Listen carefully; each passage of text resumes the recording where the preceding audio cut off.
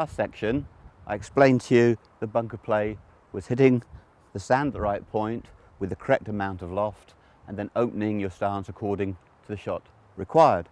So if I play that shot, which is the industry standard for decades, I go around the circle, I turn the face to target, and I play from out to in.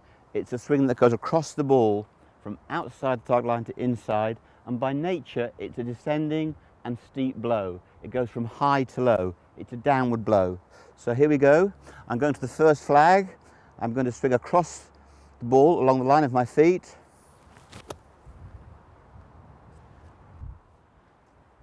So there's the box standard conventional bunker shot that has served us well for many, many years.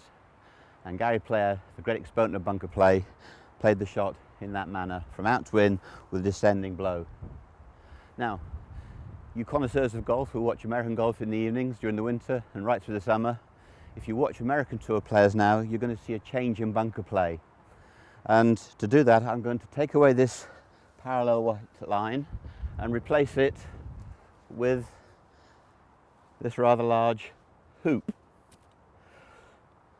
Now, when I first saw this, I thought it was crazy. But great short game exponents and teachers like Stan Utley and P.G.A and Gary Smith are using this type of method. So what I'm going to do is place the ball with my conventional line of sand I showed you earlier, but we're going to make a rotational movement. The club is going to move around our body in a very flat way. So imagine a scythe scything grass. It's that cutting action on a shallow angle of attack. It's not downward. Now, because the angle of attack is shallow, you catch the sand. So to counteract that, this shot is played with 90% of the weight staying on the left foot. So I stay on my left foot right through this motion. And I move the ball up opposite to my left heel, because it means as the club's coming around the circle, the club is coming this way across. The further the ball is back, the squarer the strike. The later in the stance, the further up, then the more of a scything action I'm going to get. So weight on the left knee, turn the body around and around.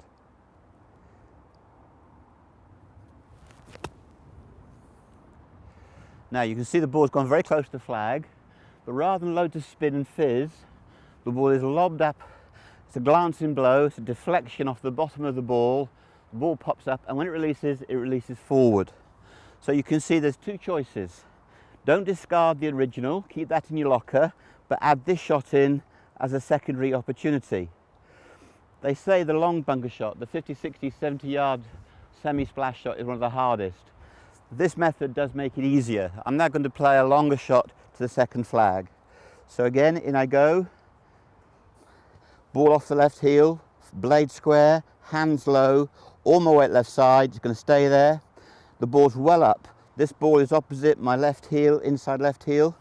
So now to the next flag, I'm going to turn my chest to the right and turn my chest back. So here we go.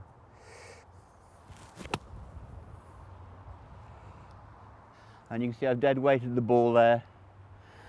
If you use that technique with your wedge, your 9 or even your 8 iron, you'll be amazed how sweetly you can splash the ball out 50, 60, 70, 80 yards from a bunker play. So there we've got the two choices. The time-honoured out-in steep angle of attack, which is brilliant for the shorter bunker shot. For the longer range bunker shots, if I could just recommend that you try this radial mechanism, working the swing in a circle. One of the things with the old technique is that sometimes the hands could stall. The beauty about this technique is because you're turning your body in both sides, the club tends to keep going even at slower speeds. So there's similarities between the two techniques, but they're two very different ways of doing it. One's down and across and one's shallow. The important thing is to choose the right shot at the right time.